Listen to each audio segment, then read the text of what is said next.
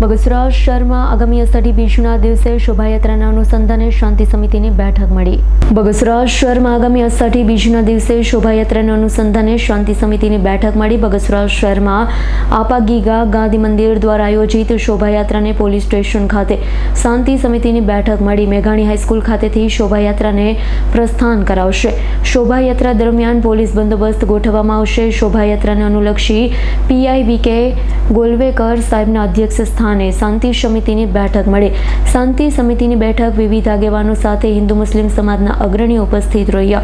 બગસરાના police સ્ટેશનના PIVK ગોલવેલકર સહિત police staff અને આગેવાનો ઉપસ્થિત રહ્યા.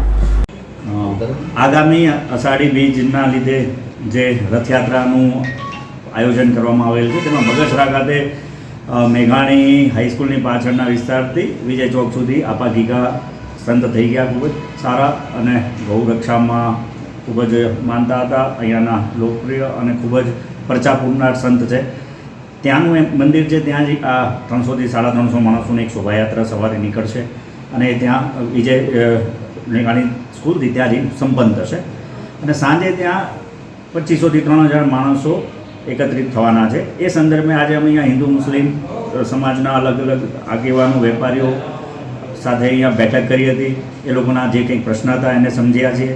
અમારાથી થઈ શકે એ માટે અમે તમામ તૈયારી બતાવેલ છે.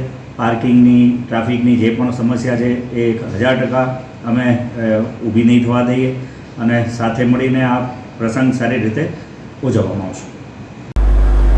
Bureau report S9 news Amreli.